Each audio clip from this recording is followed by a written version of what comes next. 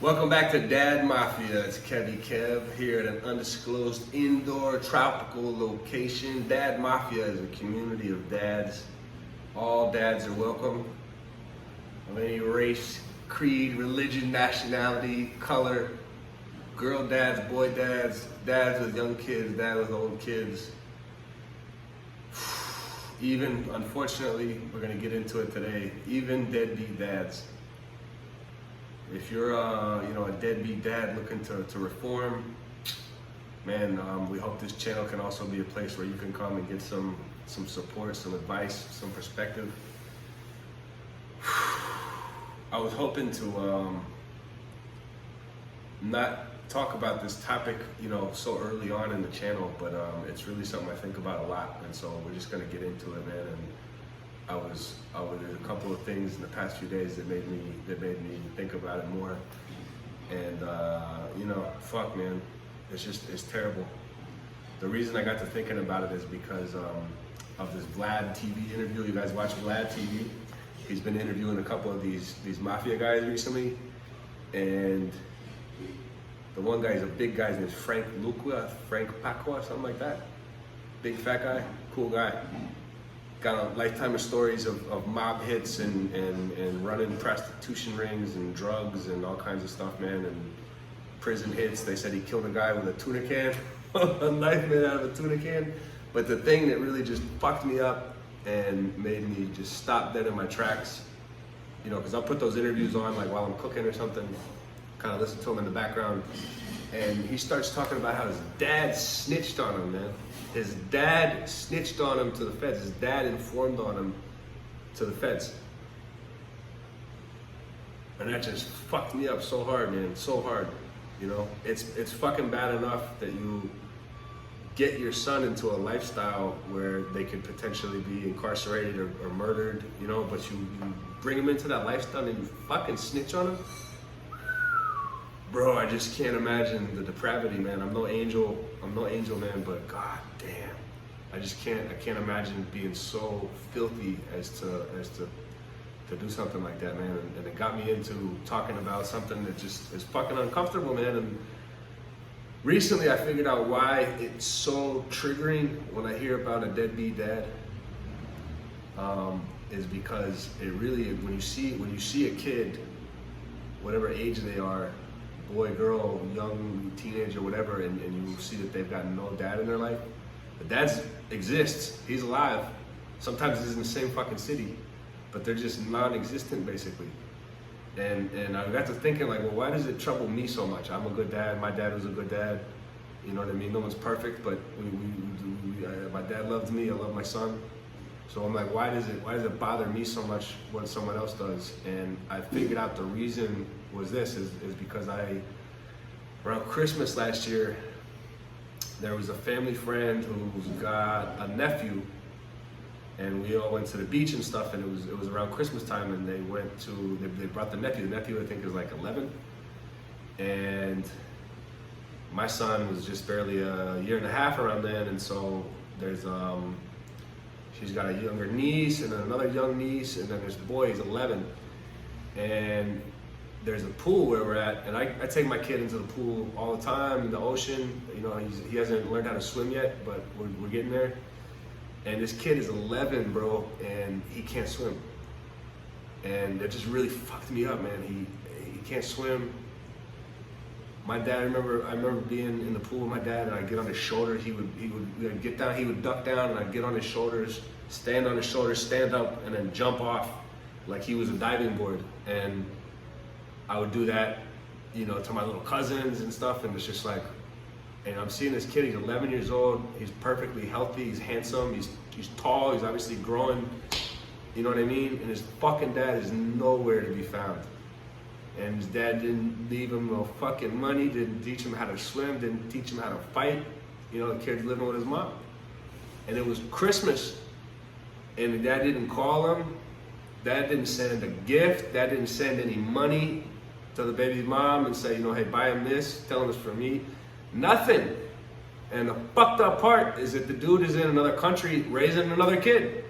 some other lady's kid. He hooked up with someone, shacked up with someone, and she's got a kid. So he's now raising, he leaves his fucking kid in one country, and he's raising someone else's kid. And god damn, man, it just, and so I'm thinking the reason why it fucking really fucks with me deep when I see that is because it makes me think of maybe what would happen if something happened to me, man. How vulnerable my son would be without economic support, without somebody to the social capital that your dad can offer you in your life. You know, that's so-and-so's son. You know what I mean? That means something in all cultures and all socioeconomic areas, you know, in all parts of the world. That means something. Who your dad is, what your dad is. You know what I mean? And so it's just really, it's troublesome to me, man. It's really troublesome, these absent fucking dads, man. And I never wanted to have a kid young because I always thought that way. I said, if I'm gonna be a dad, I'm gonna be a good dad. So I never wanted to put myself to the test at that age, you know, which is why my son wasn't planned, but I was at a point in life where I was like, I always told myself, if I ever had a kid, even if I wasn't with the mom, even if I made a fucked up decision not to be involved in its life, I would make sure that kid was all right. You know, even if it was anonymous, I don't see myself ever doing that, but even if it was anonymously, at least goddamn knowing that the son, the daughter that you produced has some food, has some access to education and medical attention. You know, fuck, man, I can't imagine it, man.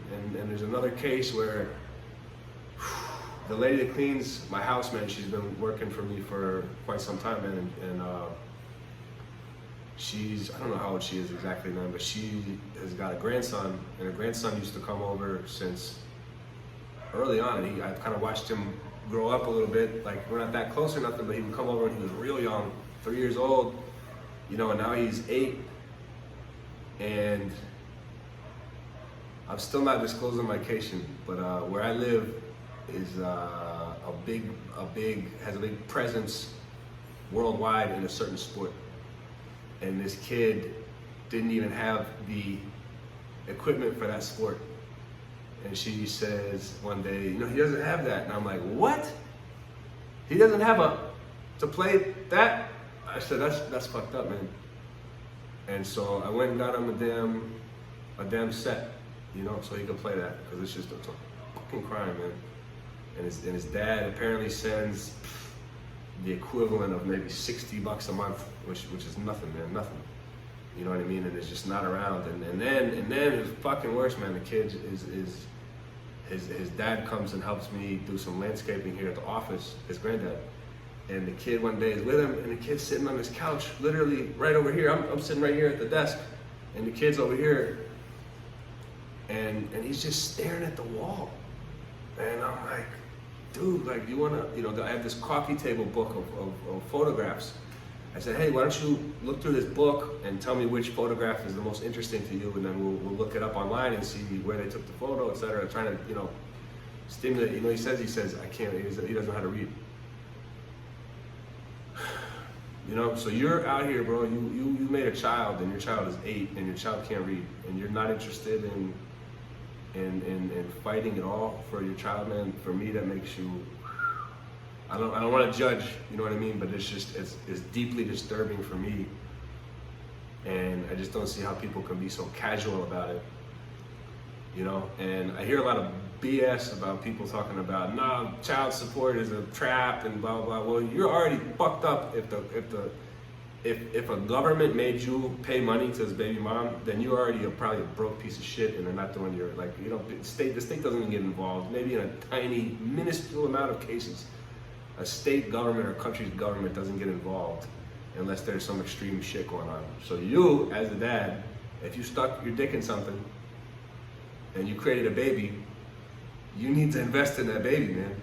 Even if it's anonymously, you know, even if if you really can't have a situation, if it was a love child that's not supposed to exist because you got another family, you put your dick in something and did not wear a condom, And that's on you, man, and you need to respond. And if you don't know how to do that, man, drop a comment and we'll help you or something. And if you're a broke ass dad and maybe it's hard, man, it's hard. These kids are out here, you know, and the fucked up thing is that a lot of these countries, even the United States, I'm from the United States, there's a lot of places where they don't want to teach you, they don't want to raise kids right. There's no universal income, there's no universal pre-K, there's no universal prenatal care for these moms. So these babies are just have no, some of them have no support, but there's also no support to prevent them from coming around. No one wants to teach you how to use a condom, man. So there's a lot of dumbass 18, 19, 20-year-old kids running around that don't know shit. And so if you're a little dad and you've got a baby and you wanna support the baby, drop a comment and we'll figure out how to get you right, man. If you're thinking of how to start a business or just basic, you wanna get a job and you don't even know how to do a resume or something, we're gonna support you and help you figure it out, man. Because I really believe, I just don't want to believe that there's dads out there that are just going about their day like, you know what, fuck my kid. I don't care what he's doing. How do you do that? How do you do that? How do you walk around in your life and you're going about life and you've got a beautiful baby or a strapping young lad it's time for them to start learning, it's time for them to start crawling, start walking, it's time for them to start reading, it's time for them to start learning how to play soccer, baseball, whatever. And you're just not around, you're not even interested in that. And you're not even interested in if they have enough food, if they've got diapers, if they've got the wet wipes to wipe their dirty ass. You're not interested in that? That's fucked up. I can't fathom. But I'm gonna give everyone the benefit of the doubt, man. If you're a deadbeat dad, you know, let's not even call you that. Let's say like you're a dad in progress. You know, I know it's hard, man, especially for people who didn't have a dad example, man. I don't know what it's like to have a child and then you really didn't have good parents or you didn't have any parents. I don't know what that's like, man. So we're not gonna judge. It's a judgment-free zone. You know, let's take the deadbeat dad title off of it and just say you're a dad in formation, you're a learning dad. And if there's a way that this channel can support you, drop a comment and we'll figure it out, man. Until next time, this is another episode of Dad Mafia. You guys be good dads out there.